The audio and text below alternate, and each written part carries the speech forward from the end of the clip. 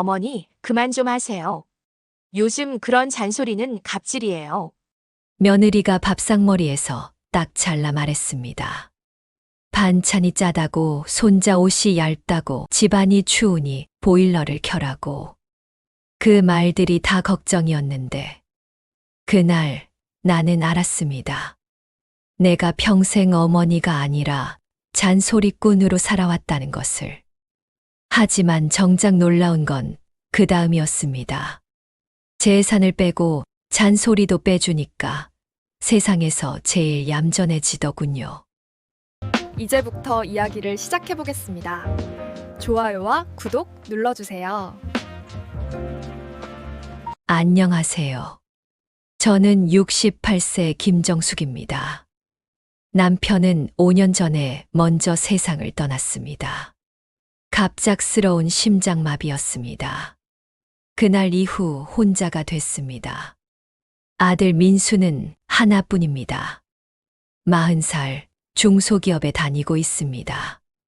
며느리 윤정이는 온라인 쇼핑몰을 운영합니다. 결혼한 지 8년 됐습니다. 손주는 아직 없습니다. 며느리가 사업에 집중하고 싶다며 계속 미루고 있습니다. 저는 혼자 살고 있습니다. 아들네 집에서 차로 20분 거리입니다. 일주일에 한두 번 아들네 집에 들러 반찬을 해주고 집안일을 도와줍니다. 평생 그렇게 살아왔습니다. 가족을 위해서요. 남편이 살아있을 때부터 그랬습니다. 새벽같이 일어나 밥 짓고 빨래하고 청소하고 남편 출근시키고 아들 학교 보내고 그게 제 일이었습니다. 그게 당연한 거라고 생각했습니다. 지난주 토요일이었습니다. 아들네 집에 갔습니다. 손에는 김치통과 밑반찬 몇 개를 들고요. 새벽부터 만든 겁니다. 아들이 좋아하는 갈치조림, 시금치나물, 멸치볶음. 현관문을 열고 들어갔습니다. 아들이 준 비밀번호로요. 왔다. 어디 있니? 거실에서 며느리가 노트북을 보고 있었습니다. 고개만 살짝 돌리더니 인사했습니다. 아, 어머니 오셨어요. 목소리가 차가웠습니다. 평소처럼요. 부엌으로 가서 반찬통을 냉장고에 넣었습니다. 냉장고를 열어보니 제가 지난주에 가져온 반찬이 그대로 있었습니다. 손도 안 댄 겁니다. 가슴이 답답했습니다. 새벽부터 만든 건데. 하지만 아무 말 하지 않았습니다. 괜히 잔소리한다고 할까봐. 싱크대를 봤습니다. 설거지가 쌓여 있었습니다. 수도꼭지에는 물때가 끼어 있었습니다. 설거지를 시작했습니다. 뜨거운 물에 손을 담그니 관절이 욱신거렸습니다. 요즘 류머티스가 심해졌습니다. 그때 거실에서 며느리가 통화하는 소리가 들렸습니다. 언니, 나 지금 짜증나 죽겠어. 또 오셨거든. 주말인데 쉬고 싶은데 맨날 오시는 거야. 손이 멈췄습니다. 반찬도 안 먹는데 자꾸 갖다 놓으시고. 냉장고 꽉 차서 내 물건 넣을 데도 없어. 숨이 막혔습니다. 설거지도 당신이 하는 것처럼 하시는데 사실 다시 해야 돼. 물때 그대로고. 손에 든 그릇이 떨렸습니다. 아휴, 잔소리도 진짜. 보일러 켜라, 손자 빨리 나와라. 아들 밥 잘 챙겨라. 진짜 숨 막혀. 더 이상 듣고 싶지 않았습니다. 설거지를 대충 마치고 부엌을 나왔습니다. 며느리는 아직 통화 중이었습니다. 저를 보더니 급히 목소리를 낮췄습니다. 언니, 나 끊을게. 나중에 다시 전화할게. 전화를 끊고 웃으며 말했습니다. 어머니, 벌써 가세요? 쑥, 응. 할 거 다 했어. 현관문을 나서는데 뒤에서 며느리가 말했습니다. 어머니, 다음엔 연락하고 오세요. 우리도 바쁘니까요. 문을 닫았습니다. 엘리베이터를 기다리는데 눈물이 났습니다. 그날 이후로도 계속 아들네 집에 갔습니다. 며느리가 싫어하는 걸 알았지만 가지 않을 수가 없었습니다. 아들이 걱정됐으니까요. 제대로 밥을 먹는지, 옷은 따뜻하게 입는지. 그게 어미 마음입니다. 2주 후 추석이었습니다. 아들네 집에서 차례를 지내기로 했습니다. 저는 전날부터 준비했습니다. 과일을 깎고 나무를 묻히고 전을 부쳤습니다. 손이 아팠지만 참았습니다. 새벽 5시에 일어나서 준비했습니다. 차례상에 올릴 음식들을요.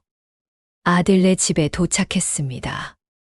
양손 가득 음식을 들고요. 현관문을 열고 들어갔습니다. 거실에는 며느리, 친정 식구들이 와 있었습니다. 며느리 엄마, 동생 부부. 순간 당황했습니다. 아무도 말해주지 않았습니다. 어머니 오셨어요. 며느리가 어색하게 웃었습니다. 쑥, 응. 음식 준비해 왔어. 부엌으로 가서 음식을 내려놓았습니다. 그런데 이미 상차림이 거의 끝나 있었습니다. 며느리가 따라 들어왔습니다. 어머니, 저희가 다 준비했어요. 어머니는 그냥 편히 계세요. 내가 도와줄 수 있는데. 괜찮아요. 저희끼리 할게요. 밀려난 기분이었습니다. 거실로 나왔습니다. 소파에 앉았습니다. 며느리 친정 식구들은 웃으며 이야기를 나누고 있었습니다. 저는 그 사이에 끼지 못했습니다. 아들이 일어나서 저를 봤습니다. 엄마 물 드릴게요. 아니, 괜찮아. 아들이 다시 앉았습니다. 며느리 동생과 축구 이야기를 하기 시작했습니다. 저는 혼자 앉아 있었습니다. 차례를 지낼 시간이 됐습니다. 상을 차렸습니다. 제가 준비한 음식은 구석에 놓였습니다. 며느리가 주문한 음식들이 중앙에 자리 잡았습니다. 절을 했습니다. 절을 마치고 식사를 했습니다. 며느리 친정 식구들이 먼저 음식을 집어 먹었습니다. 제가 만든 음식은 아무도 먹지 않았습니다. 식사가 끝나고 정리를 시작했습니다. 일어나서 부엌으로 갔습니다. 며느리가 막아섰습니다. 어머니, 설거지는 저희가 할게요. 그냥 계세요. 내가 해줄 수 있는데. 어머니가 하시면 너무 힘드시잖아요. 그냥 쉬세요. 말은 그렇게 했지만 표정은 달랐습니다. 하지 마세요라는 뜻이었습니다. 거실로 돌아왔습니다. 며느리 친정 식구들은 여전히 웃으며 이야기하고 있었습니다. 저는 그 자리에 앉아 있을 수가 없었습니다. 민수야, 나 먼저 갈게. 아들이 놀라서 일어났습니다. 벌써요? 엄마 좀 더 계세요. 아니다. 피곤해서 현관으로 나왔습니다. 신발을 신는데 며느리가 나왔습니다. 어머니, 조심히 들어가세요. 목소리에 미안함은 없었습니다. 현관문을 나섰습니다. 엘리베이터를 타고 내려가는데 눈물이 났습니다. 집에 돌아와서 소파에 앉았습니다. 텅 빈 거실이 쓸쓸했습니다. 핸드폰을 꺼내 친구 순자에게 전화했습니다. 순자야, 정수가. 무슨 일이야? 목소리가 왜 그래? 아무것도 아니야. 거짓말. 당장 말해봐. 한참을 말하지 못했습니다. 그러다 터졌습니다. 나 오늘 명절인데 혼자 돌아왔어. 왜? 추석날 있었던 일을 다 이야기했습니다. 며느리 친정 식구들 이야기, 밀려난 기분, 제가 만든 음식은 아무도 먹지 않았던 일. 순자가 한숨을 쉬었습니다. 정수가, 너 너무 착하게만 살았어. 뭐, 며느리한테 너무 맞춰주기만 했어. 이제 내 목소리를 내야 해. 무슨 소리야? 정수가, 내가 평생 가족 위해 산 거 알아. 근데 그 애들이 고마워하는 거 봤어? 당연하게 생각하고 있잖아. 가슴이 아팠습니다. 순자야, 나 잘못한 거 있어. 없어. 근데 너무 잘해줬어? 그게 문제야. 정수가, 이제 좀 편히 살아. 내 인생 살아. 전화를 끊었습니다. 순자 말이 머릿속에서 맴돌았습니다. 너무 잘해줬어. 그게 문제야. 명절이 지나고 일주일 후였습니다. 아들이 전화했습니다. 엄마, 주말에 우리 집 올 거죠? 응, 갈게. 엄마 그때 말인데요. 왜? 윤정이가 좀 부담스러워하는 것 같아요. 뭐가? 엄마가 자주 오는 거요. 심장이 철렁 내려앉았습니다. 내가 너희 도와주려고 가는 건데. 알아요. 근데 윤정이가 자기 방식대로 살고 싶대요. 엄마 미안해요. 근데 조금만 줄여주시면 안 될까요? 목이 메었습니다. 알았어. 전화를 끊었습니다. 소파에 주저앉았습니다. 눈물이 났습니다. 그 주말 아들네 집에 가지 않았습니다. 집에 혼자 있었습니다. TV를 보다가 끄고 책을 읽다가 덮고 심심하고 외로웠습니다. 그렇게 2주가 지났습니다. 아들에게서 연락이 왔습니다. 엄마 이번 주말에 우리 집에서 밥 먹어요. 그래. 토요일 오후 아들네 집에 갔습니다. 빈손으로요. 반찬도 만들지 않았습니다. 어차피 안 먹을 테니까요. 현관문을 열고 들어갔습니다. 아들이 반갑게 맞아줬습니다. 며느리는 부엌에 있었습니다. 거실에 앉았습니다. 저녁 시간이 됐습니다. 식탁에 앉았습니다. 며느리가 음식을 가져왔습니다.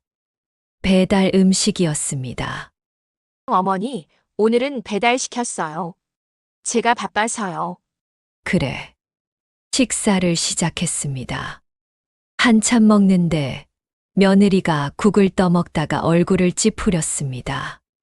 어휴, 저도 국을 한 숟가락 떴습니다. 정말 짰습니다. 이거 먹으면 안 되겠네. 나트륨 너무 많아. 며느리가 국을 밀어냈습니다.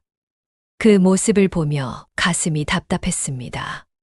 참지 못하고 말했습니다. 그러니까 내가 만든 음식을 먹으라고 했잖니. 며느리가 고개를 들었습니다. 네, 내가 만든 반찬은 짜지 않거든. 나트륨 생각해서 만드니까. 며느리가 수저를 내려놨습니다. 어머니, 그게 바로 잔소리예요. 뭐, 제가 뭘 먹든 제 자유잖아요. 왜 자꾸 간섭하세요? 간섭이 아니야. 걱정이지. 어머니한테는 걱정이겠지만 저한테는 잔소리예요. 가슴이 답답했습니다. 그럼 내가 신경 쓰지 말라는 거니? 네. 저희는 저희끼리 알아서 해요. 민수가 끼어들었습니다. 윤정아 너무 그러지 마. 오빠는 왜 맨날 어머니 편만 들어요? 편 드는 게 아니야. 엄마는 우리 걱정해서 하시는 거잖아. 그 걱정이 부담이라고요. 며느리가 자리에서 일어났습니다. 저 먼저 먹을게요. 방으로 들어가 버렸습니다. 아들과 저만 남았습니다. 엄마 미안해요. 아니야. 더 이상 밥을 먹을 수가 없었습니다. 민수야, 나 먼저 갈게. 벌써요? 응. 피곤해. 집으로 돌아왔습니다. 현관문을 닫는 순간 눈물이 쏟아졌습니다. 소파에 앉아 한참을 울었습니다. 내가 뭘 잘못한 걸까? 그냥 가족이 걱정돼서 한 말인데. 그게 잔소리였나? 그날 이후로 일주일 동안 집에만 있었습니다. 아들네 집에 가지 않았습니다. 전화도 하지 않았습니다. 며느리가 잔소리라고 했으니까요. 금요일 저녁이었습니다. 아들이 전화했습니다. 엄마, 내일 저녁에 우리 집에서 같이 먹어요. 엄마, 제발요. 윤정이가 어머니 모시고 싶대요. 거짓말인 걸 알았습니다. 하지만 아들 목소리가 애처로웠습니다. 알았어. 토요일 저녁 아들네 집에 갔습니다. 이번에는 반찬을 조금 만들어 갔습니다. 아들이 좋아하는 김치찌개용 김치였습니다. 현관문을 열었습니다. 왔어. 거실에서 며느리가 TV를 보고 있었습니다. 고개를 돌리지도 않았습니다. 오셨어요. 목소리가 차가웠습니다. 부엌으로 갔습니다. 김치를 냉장고에 넣었습니다. 저녁을 준비하기 시작했습니다. 아들을 위해 김치찌개를 끓이기로 했습니다. 김치를 썰고 돼지고기를 넣고 끓이기 시작했습니다. 한참 후 며느리가 부엌으로 왔습니다. 냄비 뚜껑을 열어보더니 얼굴을 찌푸렸습니다. 어머니, 이거 너무 빨간 거 아니에요? 이 정도는 돼야 맛있어. 요즘 사람들은 안 맵게 먹어요. 어머니만 이렇게 맵게 하시는 거예요. 민수는 맵게 좋아해. 그건 옛날이고 지금은 위가 안 좋아서 매운 거 못 먹어요. 그래, 몰랐네. 며느리가 냄비를 가져가더니 물을 붓기 시작했습니다. 이렇게 해야 오빠가 먹을 수 있어요. 지켜보고 있는데 가슴이 답답했습니다. 며느리가 맛을 보더니 고개를 끄덕였습니다. 이 정도면 괜찮네요. 제가 만든 찌개가 아니었습니다. 식사 시간이 됐습니다. 식탁에 앉았습니다.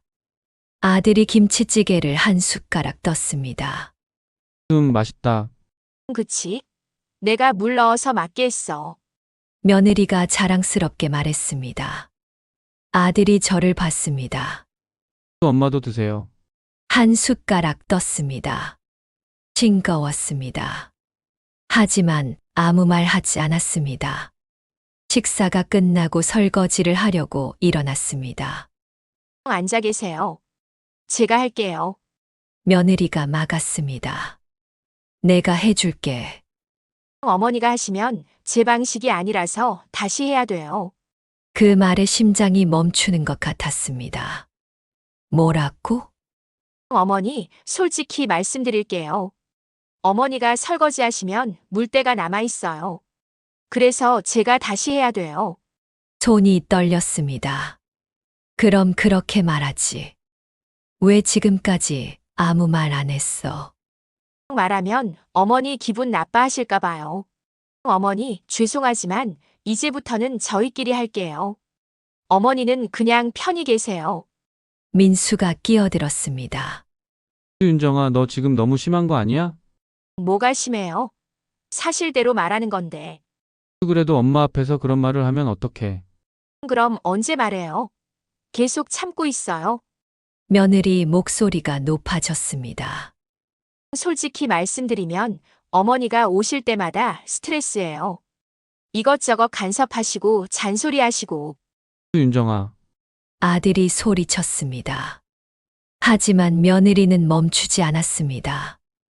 보일러 켜라, 옷 따뜻하게 입어라, 밥 잘 챙겨 먹어라. 그런 말들이 요즘에는 갑질이에요. 아세요? 갑질. 그 단어가 귀에 박혔습니다. 내가 갑질을 한다고? 네. 어머니는 걱정이라고 하시지만 저희한테는 통제예요. 더 이상 참을 수가 없었습니다. 일어났습니다. 민수야, 나 간다. 엄마, 너희끼리 잘 살아라. 현관으로 갔습니다. 신발을 신었습니다. 뒤에서 아들이 따라왔습니다. 엄마 윤정이가 잘못 말한 거예요. 미안해요. 괜찮아. 나도 이제 알았어. 뭐려? 내가 필요 없다는 거. 현관문을 열고 나갔습니다. 엘리베이터를 타고 내려가는데 눈물이 쏟아졌습니다. 집에 돌아와서 소파에 앉았습니다. 갑질. 내가 갑질을 했다고. 평생 가족을 위해 한 일들이 갑질이었다고. 가슴이 찢어지는 것 같았습니다. 그날 이후로 한 달 동안 아들네 집에 가지 않았습니다. 아들이 몇 번 전화했지만 받지 않았습니다. 집에서 혼자 지냈습니다. 외로웠습니다. 쓸쓸했습니다. 하지만 가고 싶지 않았습니다. 갑질쟁이로 보일까봐. 어느 날 오후였습니다. 아들이 집으로 찾아왔습니다. 초인종을 누르는 소리가 들렸습니다.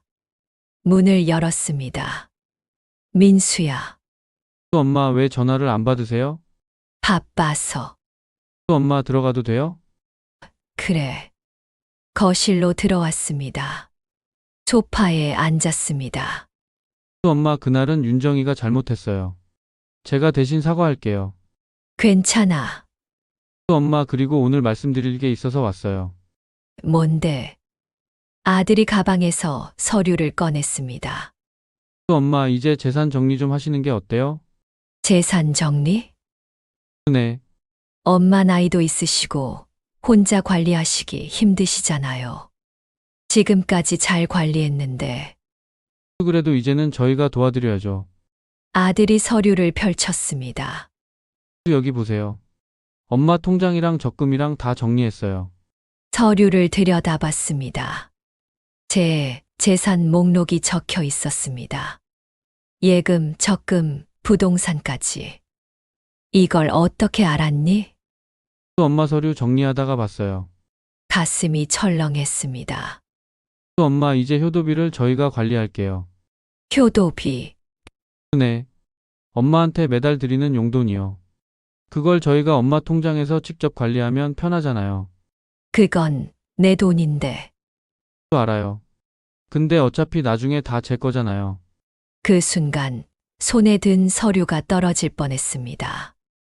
뭐라고? 엄마 어차피 나중에는 제가 상속받을 돈이잖아요. 지금 미리 정리하는 게 나을 것 같아서요. 귓속이 멍해졌습니다. 민수야, 지금 무슨 말 하는 거니? 엄마 현실적으로 생각해 보세요. 엄마도 나이 드시면 돈 관리하기 힘드시잖아요. 그럴 바에 저희한테 맡기세요. 내가 아직 정신 멀쩡한데? 그렇긴 하지만요. 아들이 말끝을 흐렸습니다. 민수야, 솔직히 말해봐. 이거 윤정이 생각이지. 아들이 고개를 숙였습니다. 그렇구나. 서류를 돌려줬습니다. 민수야, 이건 안 돼. 왜요? 이건 내 돈이야. 아직 내가 관리할 거야. 엄마 어차피 나중에 제 거잖아요. 지금 정리하면 세금도 아낄 수 있어요. 민수야. 목소리가 떨렸습니다. 엄마는 아직 살아있어. 알아요. 그런데 벌써 내 돈을 내 돈이라고 해? 아들이 당황했습니다. 엄마 그런 뜻이 아니라. 그럼 무슨 뜻이니? 엄마 오해하지 마세요. 저는 그냥 엄마 편하시라고. 내가 편한 건 내가 알아. 서류를 아들에게 밀어줬습니다. 가져가. 그리고 다시는 이런 이야기 하지 마. 엄마. 나가줄래? 아들이 일어났습니다. 서류를 챙겼습니다. 엄마 나중에 다시 이야기해요. 할 이야기 없어. 아들이 나갔습니다. 현관문이 닫혔습니다. 소파에 주저앉았습니다. 눈물이 쏟아졌습니다. 어차피 나중에 제 거잖아요. 아들의 그 말이 머릿속에서 맴돌았습니다. 내가 아직 살아있는데 내 돈을 벌써 자기 것이라고 생각하다니. 가슴이 찢어지는 것 같았습니다. 일주일 후였습니다. 제 생일이었습니다. 평소 같으면 아들네 집에서 생일상을 받았을 텐데, 올해는 아무 연락이 없었습니다. 집에서 혼자 TV를 보고 있었습니다. 오후 4시쯤 초인종이 울렸습니다. 문을 열었습니다. 아들과 며느리가 케이크를 들고 서 있었습니다. 엄마 생일 축하해요. 어머니, 생신 축하드려요. 놀랐습니다. 너희가 어떻게 엄마 생일인데 당연히 와야죠. 거실로 들어왔습니다. 케이크를 식탁에 놓았습니다. 촛불을 켰습니다. 민수윤정 생일 축하합니다. 생일 축하합니다. 노래를 불렀습니다. 눈물이 났습니다. 고맙다. 촛불을 불었습니다. 케이크를 자르기 시작했습니다. 그때 며느리가 가방에서 서류 봉투를 꺼냈습니다. 어머니, 이거 드릴 게 있어요. 뭔데? 봉투를 받았습니다. 열어봤습니다. 서류였습니다. 첫 장을 봤습니다. 효도 계약서라는 제목이 눈에 들어왔습니다. 이게 뭐니? 며느리가 웃으며 설명했습니다. 어머니, 요즘 다들 이렇게 해요. 효도를 계약으로 명확히 하는 거예요. 효도를 계약으로 네. 여기 보세요. 며느리가 서류를 가리켰습니다. 저희가 어머니께 매달 드릴 용돈, 명절에 드릴 용돈, 그리고 어머니가 저희한테 미리 증여하실 금액까지 다 적혀 있어요. 심장이 멈추는 것 같았습니다. 증여? 네. 어머니 재산을 미리 저희한테 증여하시는 거예요. 왜? 어머니도 아시잖아요. 나중에 상속세 많이 나와요. 그러니까 미리 증여하시는 게 나아요. 손이 떨렸습니다. 윤정아, 이게 무슨 소리니? 어머니, 이게 다 어머니를 위한 거예요. 내가 언제 이런 거 하자고 했니? 어머니가 안 하시면 나중에 손해예요. 더 이상 참을 수가 없었습니다. 서류를 내려놨습니다. 민수야, 네, 엄마. 너도 이거 동의한 거니? 아들이 고개를 숙였습니다. 엄마 윤정이 말이 맞아요. 이게 엄마한테도 좋아요. 뭐가 좋아? 수세금도 아끼고 저희도 미리 준비할 수 있고. 너희가 미리 준비. 목소리가 높아졌습니다. 엄마는 아직 살아있어. 근데 벌써 내 재산을 나눠 가지겠다고? 엄마 그런 뜻이 아니라. 그럼 무슨 뜻이야? 소리쳤습니다. 아들과 며느리가 놀랐습니다. 엄마. 나가. 당장 나가. 엄마 진정하세요. 나가라고. 아들과 며느리가 일어났습니다. 며느리가 서류를 챙기려고 했습니다. 그거 두고 가. 네. 그 서류 두고 가라고. 내가 찢어버릴 테니까. 며느리 얼굴이 굳었습니다. 어머니, 너무 하시는 거 아니에요?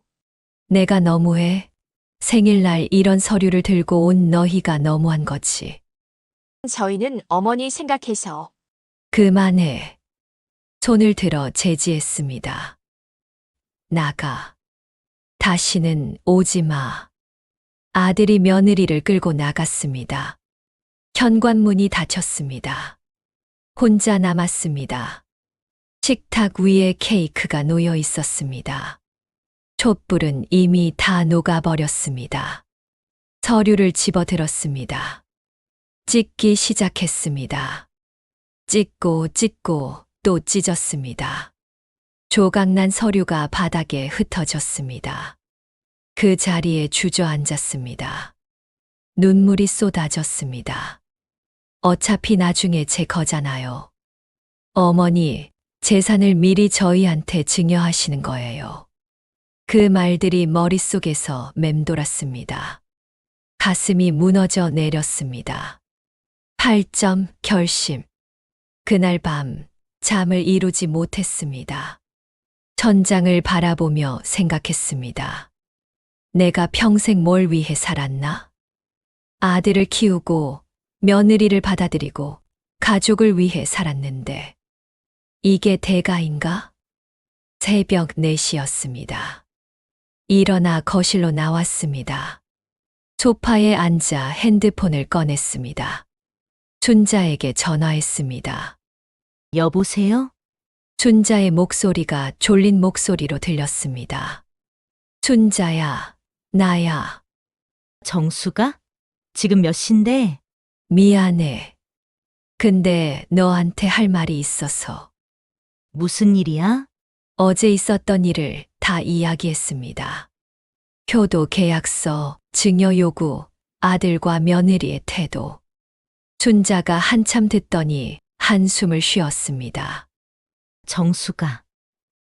응, 이제 결심해야 해. 뭘, 내 인생을 내가 지켜야 해. 어떻게, 재산을 내가 지켜. 아무도 못 건드리게.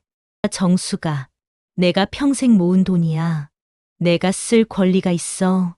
근데 나중에 아들한테 물려줘야 하잖아. 물려주대. 내가 살아있을 때는 내 거야. 그걸 지금 빼앗기면 안 돼. 춘자 말이 가슴에 와닿았습니다. 춘자야, 나 무서워. 뭐가? 아들이랑 멀어질까봐. 정수가 이미 멀어졌어. 내가 인정 안 할 뿐이지. 눈물이 났습니다. 정수가 울지 마. 이제 내가 움직여야 해. 어떻게, 내일 나 만나자. 내가 도와줄게. 고맙다, 순자야. 전화를 끊었습니다. 창 밖을 바라봤습니다. 똥이 트기 시작했습니다. 마음속에서 무언가가 단단하게 굳어졌습니다. 그래. 이제 내 인생을 내가 지켜야 해. 다음 날 오전 순자를 만났습니다. 동네 카페에서 만났습니다. 정수가 잘 왔어. 응. 자리에 앉았습니다. 순자가 노트와 펜을 꺼냈습니다. 정수가 지금부터 계획을 세울 거야. 무슨 계획? 내 재산을 지키는 계획. 어떻게? 순자가 설명하기 시작했습니다. 첫째, 통장을 다 정리해. 아들이 아는 통장은 다 해지하고 새 은행에 새 통장 만들어. 그래야 해. 당연하지. 아들이 내 통장 정보를 알고 있잖아. 그럼 언제든 접근할 수 있어. 가슴이 철렁했습니다. 둘째, 집 명의를 확인해. 혹시 아들 명의로 바뀐 건 없는지 그럴 리가 없어. 확인해봐. 요즘 세상에 뭐 못해? 셋째, 앞으로 아들네 집에 가지 마. 연락도 최소한으로만 해. 그게 되겠어. 돼. 내가 먼저 거리를 둬야 해. 순자 말을 들으며 고개를 끄덕였습니다. 정수가 힘들겠지만 견뎌야 해. 알아. 그리고 마지막으로 뭔데? 내 인생을 살아. 내가 하고 싶은 거 해. 내가 하고 싶은 거. 응. 여행도 가고 취미도 즐기고. 내 돈으로 내가 행복해져. 눈물이 났습니다. 고맙다, 순자야. 뭘? 우리 오래 봐온 사이잖아. 그날 오후 은행에 갔습니다. 창구 직원에게 말했습니다. 통장을 전부 해지하고 싶어요. 전부요? 네, 혹시 무슨 문제라도 있으신가요? 아니요. 그냥 정리하고 싶어서요. 서류를 작성했습니다. 평생 모은 돈, 남편과 함께 모은 돈, 그 돈을 새 은행으로 옮겼습니다. 아들이 절대 모르는 은행으로요. 은행에서 나왔습니다. 가슴이 두근거렸습니다. 무섭기도 했지만 동시에 시원했습니다. 다음으로 부동산 등기소에 갔습니다. 집 명의를 확인했습니다. 다행히 제 명예 그대로였습니다. 하지만 불안했습니다. 혹시 아들이 나중에 또 요구하면? 그래서 결심했습니다. 집을 팔기로. 10점 새로운 시작. 이사. 부동산 중개소에 갔습니다. 집을 팔고 싶어요. 어떤 집이신데요? 주소를 알려줬습니다. 아, 거기 좋은 동네인데요. 시세가 괜찮으세요? 팔 수 있을까요? 당연하죠. 금방 나갈 거예요. 일주일 만에 계약이 됐습니다. 생각보다 빨랐습니다. 그리고 작은 아파트를 알아봤습니다. 조용한 동네의 투룸. 지금 집의 절반 크기. 하지만 혼자 살기에는 충분했습니다. 계약금을 냈습니다. 한 달 후 입주 예정이었습니다. 집으로 돌아와 짐을 싸기 시작했습니다. 옷, 책, 그릇들. 하나하나 정리하며 생각했습니다. 이제 새로 시작하는 거야. 아무도 모르는 곳에서 자유롭게. 한 달 후였습니다. 이사 날이었습니다. 이사 짐을 다 싸고 마지막으로 집을 둘러봤습니다. 남편과 함께 살던 집. 아들을 키운 집. 추억이 가득한 집. 하지만 이제는 떠나야 했습니다. 현관문을 나섰습니다. 뒤돌아보지 않았습니다. 새 집에 도착했습니다. 작지만 깨끗했습니다. 창밖으로 작은 공원이 보였습니다. 짐을 풀기 시작했습니다. 순자가 도와주러 왔습니다. 정수가 여기 좋다. 그치. 새 출발하기 딱 좋아. 고마워, 순자야. 뭘? 내가 뭘 했다고? 짐을 다 풀고 소파에 앉았습니다. 햇살이 따스하게 들어왔습니다. 오랜만에 마음이 편안했습니다. 11점 아들의 반응. 이사하고 일주일 후였습니다. 아들에게서 전화가 왔습니다. 받지 않았습니다. 다시 전화가 왔습니다. 또 받지 않았습니다. 문자가 왔습니다. 엄마 어디 계세요? 집에 가봤는데 다른 사람이 살고 있어요. 연락 주세요. 문자를 읽었습니다. 답장하지 않았습니다. 다음 날 아들이 또 전화했습니다. 이번에는 받았습니다. 엄마, 왜? 엄마 지금 어디 계세요? 집이 팔렸다던데요? 응. 팔았어. 왜요? 왜 아무 말씀도 안 하시고? 내 집인데 내가 팔면 안 돼. 그렇지만 저한테 말씀은 하셔야죠. 왜? 내 허락 받아야 해.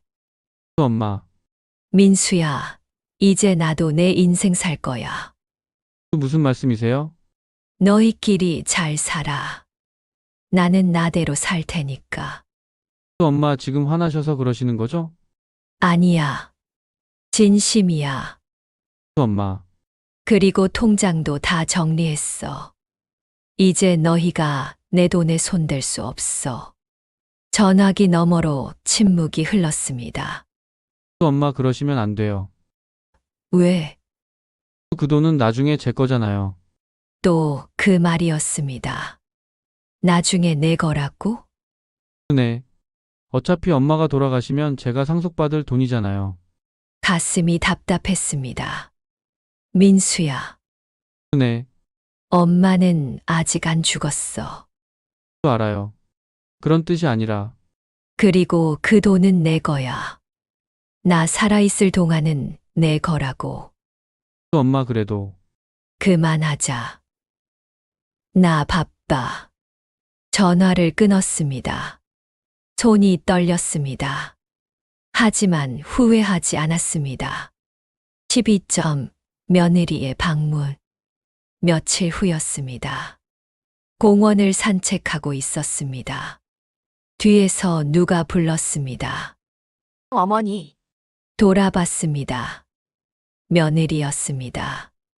어떻게 찾아온 건지 놀랐습니다. 윤정아, 어떻게 여기를? 오빠가 사람 시켜서 찾았어요. 며느리가 다가왔습니다. 어머니, 왜 이러세요? 뭐가? 집도 팔고 통장도 정리하고 저희한테 아무 말씀도 없이. 내 일인데 왜 너한테 말해야 해? 저희는 가족이잖아요. 가족. 웃음이 나왔습니다. 가족이면 생일날 증여, 계약서를 들고 와? 며느리 얼굴이 굳었습니다. 그건 가족이면 시어머니 돈을 미리 자기 거라고 해. 어머니, 저희가 잘못 생각했어요. 이제 와서 잘못했다고? 며느리가 눈물을 보였습니다. 어머니, 저희도 잘못했어요. 다시 한 번만 기회를 주세요. 기회. 고개를 저었습니다. 윤정아, 너희가 나한테 뭐라고 했는지 기억해. 죄송해요. 그리고 내 돈을 너희 돈이라고 했지. 며느리가 고개를 숙였습니다. 어머니, 제가 너무 철없었어요. 용서해 주세요. 용서. 한숨을 쉬었습니다. 윤정아, 난 이미 용서했어. 며느리가 고개를 들었습니다. 정말요? 응. 그래서 너희랑 멀어지기로 한 거야. 네. 이제 너희는 너희끼리 살고 나는 나대로 살 거야.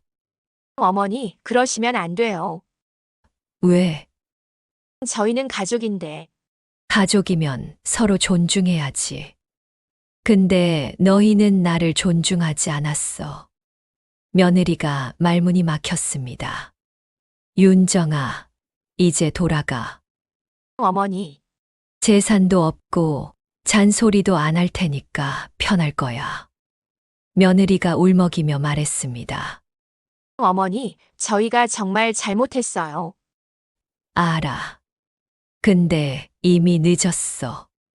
돌아서서 걸어갔습니다. 뒤에서 며느리가 부르는 소리가 들렸습니다. 하지만 돌아보지 않았습니다. 13점 평화로운 일사. 집으로 돌아왔습니다. 현관문을 열고 들어갔습니다. 거실이 따뜻했습니다. 소파에 앉았습니다. 창 밖을 바라봤습니다. 공원에서 아이들이 뛰어놀고 있었습니다. 평화로웠습니다. 오랜만에 느끼는 평화였습니다. 핸드폰이 울렸습니다. 순자였습니다. 순자 정수가 뭐해? 응, 집에 있어. 오늘 저녁에 같이 밥 먹을래? 좋아. 6시에 우리 단골집에서 보자. 알았어. 전화를 끊었습니다. 시계를 봤습니다. 4시였습니다. 2시간 후에 나가면 됐습니다. 소파에 앉아 책을 폈습니다. 오랜만에 읽는 책이었습니다. 아들네 집 챙기느라 책 읽을 시간이 없었습니다. 이제는 시간이 많았습니다. 내 시간이요. 저녁 6시 식당에서 순자를 만났습니다. 정수가 얼굴이 좋아 보인다. 그래, 응, 편해 보여. 실제로 편해. 밥을 먹으며 이야기를 나눴습니다. 순자가 물었습니다. 아들네는 어때? 며느리가 찾아왔었어. 뭐래? 용서해 달래. 너는? 거절했어. 순자가 웃었습니다. 잘했어.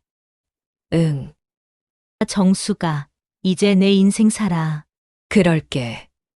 식사를 마치고 집으로 돌아왔습니다. 현관문을 열고 들어가는데 가슴이 따뜻했습니다. 이제는 이곳이 내 집이었습니다. 아무도 침범할 수 없는 내 공간.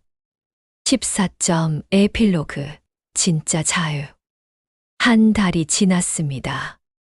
새 집에서의 생활이 익숙해졌습니다. 아침에 일어나면 커피를 내려 마십니다. 창가에 앉아 공원을 바라봅니다. 책을 읽거나 음악을 듣습니다. 오후에는 산책을 합니다. 저녁에는 순자와 만나거나 혼자 식사를 합니다. 아들에게서 가끔 문자가 옵니다. 엄마, 어디 계세요? 연락 주세요. 답장하지 않습니다. 며느리에게서도 문자가 옵니다. 어머니, 저희가 잘못했어요. 한 번만 만나요. 이것도 답장하지 않습니다. 처음엔 마음이 아팠습니다. 하지만 이제는 괜찮습니다. 그들이 원한 건 제 돈이었으니까요. 저를 존중하지 않았으니까요. 어느 날 오후였습니다. 춘자와 카페에서 차를 마시고 있었습니다. 춘자가 물었습니다. 정수가 후회 안 해? 뭘? 아들이랑 멀어진 거 잠시 생각했습니다. 아니, 정말? 응. 이제는 편해. 춘자가 웃었습니다. 그래, 그렇게 사는 게 맞아. 춘자야, 고마워. 뭘? 내가 없었으면 못했을 거야. 아니야. 내가 해낸 거야. 카페를 나와 공원을 걸었습니다. 햇살이 따뜻했습니다. 바람이 부드러웠습니다. 춘자가 말했습니다. 정수가, 우리 다음 달에 여행 갈까? 여행, 응, 제주도. 좋아. 내가 알아볼게. 고마워. 집으로 돌아오는 길이었습니다. 핸드폰을 봤습니다. 아들에게서 또 문자가 와 있었습니다. 엄마, 제발 연락 좀 주세요. 걱정돼요. 문자를 읽었습니다. 하지만 답장하지 않았습니다. 대신 문자를 하나 썼습니다. 민수야, 엄마는 잘 지내고 있어. 걱정하지 마. 너희도 잘 살아라. 엄마는 이제 엄마 인생을 살 거야. 전송 버튼을 눌렀습니다. 그리고 핸드폰을 가방에 넣었습니다. 집에 도착했습니다. 현관문을 열고 들어갔습니다. 거실에 햇살이 가득했습니다. 소파에 앉았습니다. 창 밖을 바라봤습니다. 평화로웠습니다. 이제는 정말 자유였습니다. 내 돈으로 내 삶을 사는 자유. 아무도 간섭하지 않는 자유. 잔소리라고 불리지 않는 자유. 가슴이 따뜻했습니다. 눈을 감았습니다. 미소가 지어졌습니다. 이제야 내 인생이 시작됐습니다. 진짜 내 인생이요. 다 들어주셔서 감사합니다. 68세 김정숙의 이야기였습니다. 평생 잔소리꾼이라 불린 어머니가 재산을 빼고 잔소리도 빼주니 세상에서 제일 얌전해진 며느리의 이야기. 어머니의 선택이 옳았다고 생각하시나요? 아니면 너무했다고 생각하시나요? 댓글로 의견을 남겨주세요. 구독과 좋아요, 알람 설정을 눌러주시면 다음 영상도 빨리 만나보실 수 있습니다. 다음 영상에서도 재미있는 사연이 기다리고 있습니다. 감사합니다.